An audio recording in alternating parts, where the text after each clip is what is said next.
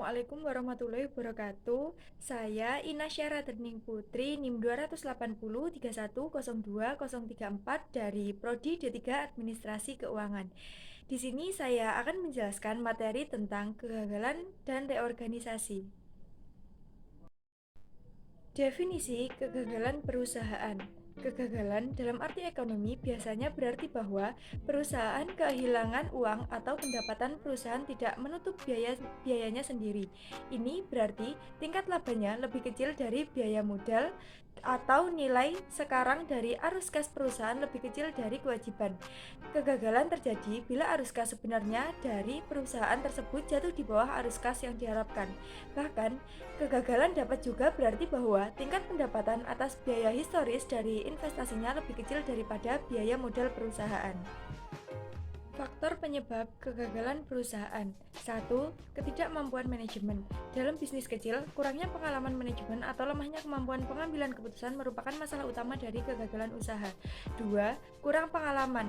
Manajer bisnis perlu memiliki pengalaman dalam bidang usaha yang akan dimasukinya. 3. Lemahnya kendali keuangan. Kunci dari keberhasilan bisnis adalah adanya kendali keuangan yang baik. 4.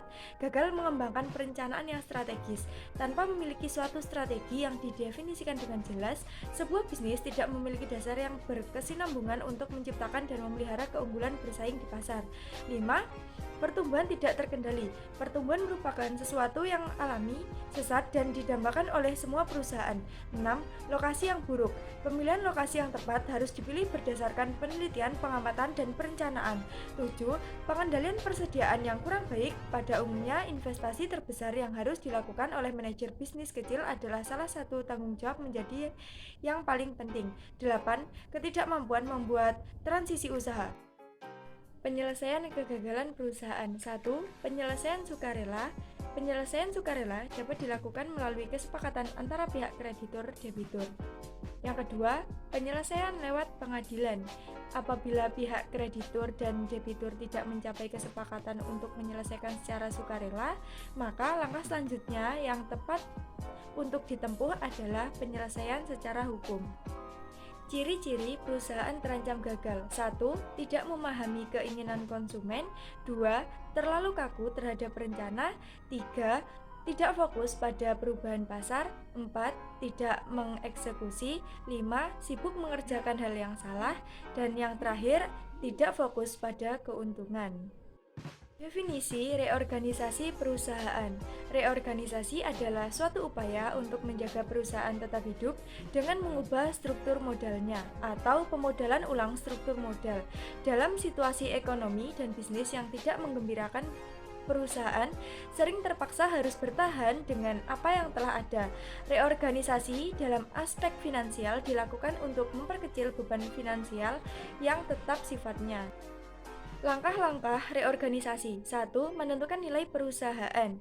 Penilaian yang sering digunakan dan yang termasuk sederhana adalah menghitung nilai perusahaan berdasarkan tingkat kapitalisasi. 2. Menentukan struktur modal yang baru.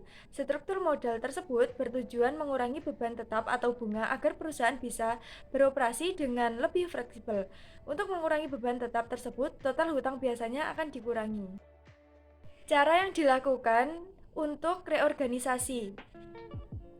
A. Melakukan penghematan biaya. Pengeluaran-pengeluaran yang tidak perlu ditunda atau dibatalkan. B. Menjual aktiva-aktiva yang tidak diperlukan.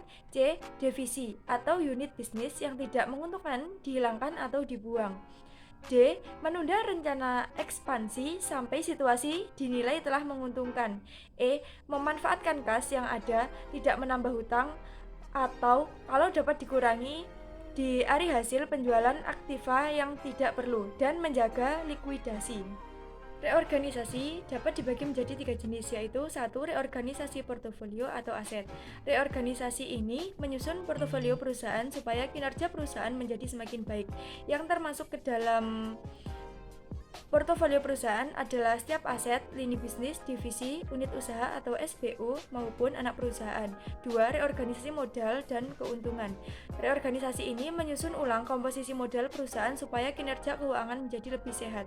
Ketiga, reorganisasi manajemen atau organisasi merupakan penyusunan ulang komposisi manajemen, struktur organisasi, pembagian kerja, sistem operasional, dan hal-hal lain yang berkaitan dengan masalah manajerial dan organisasi. Alasan perusahaan melakukan reorganisasi. 1. Masalah hukum. Undang-Undang Nomor 22 Tahun 1999, Nomor 25 Tahun 1999 telah mendorong korporasi untuk mengkaji ulang cara kerja dan mengevaluasi hubungan kantor pusat. 2. Masalah hukum monopoli.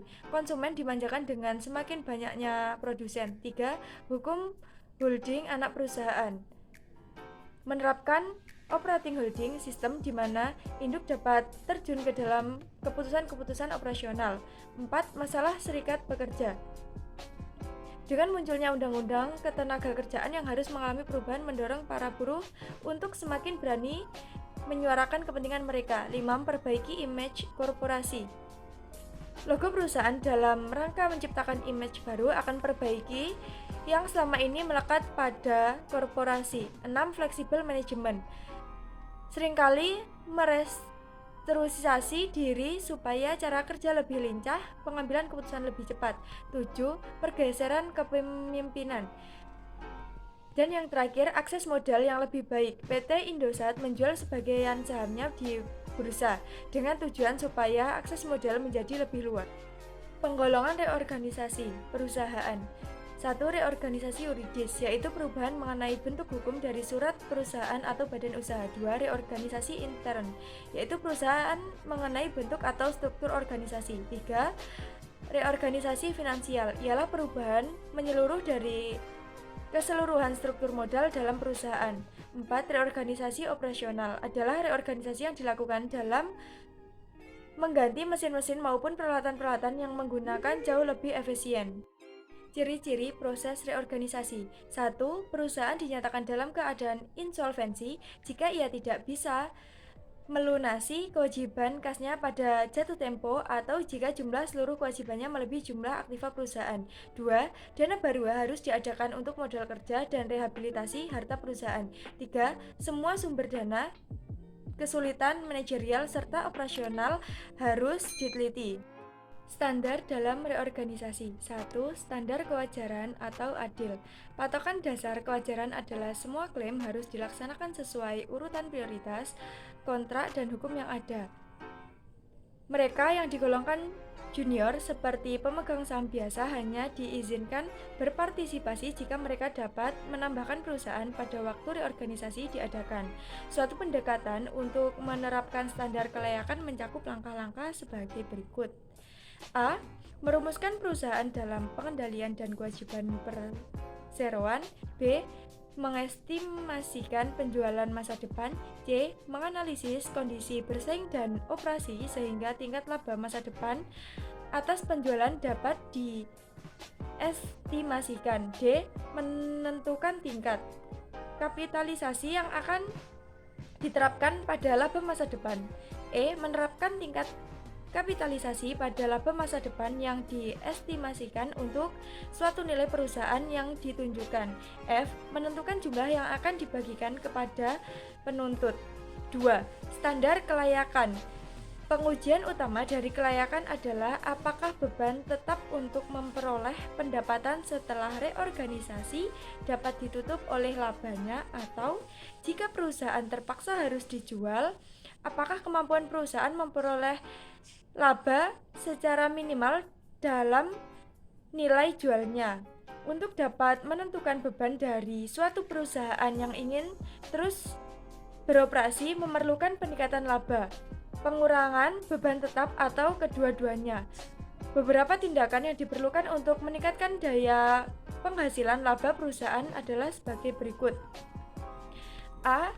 Memperpanjang jatuh tempo kewajiban hutang dan mengurangi atau mengubah beberapa klaim menjadi saham biasa.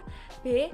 Membawa bakat dan kemampuan baru ke dalam perusahaan di mana manajemennya tidak efisien dan tidak memadai untuk menyelesaikan itu. C. Melepaskan persediaan yang udah dan melancarkan operasi perusahaan. D. Memodernisasi pabrik dan peralatan perusahaan untuk beroperasi dan bersaing secara berhasil atas dasar biaya. E. Meningkatkan produk pemasaran, iklan, dan fungsi-fungsi lainnya melalui reorganisasi guna memungkinkan perusahaan bersaing secara berhasil. F. Mengembangkan produk baru, sehingga perusahaan dapat beralih dari bidang-bidang di mana kecenderungan ekonominya tidak ingin ke bidangan di mana potensi pertumbuhan dan stabilitas lebih besar. G. Menggabungkan perusahaan ke perusahaan lain sebagai suatu cara yang memungkinkan untuk mencapai langkah-langkah sebelumnya.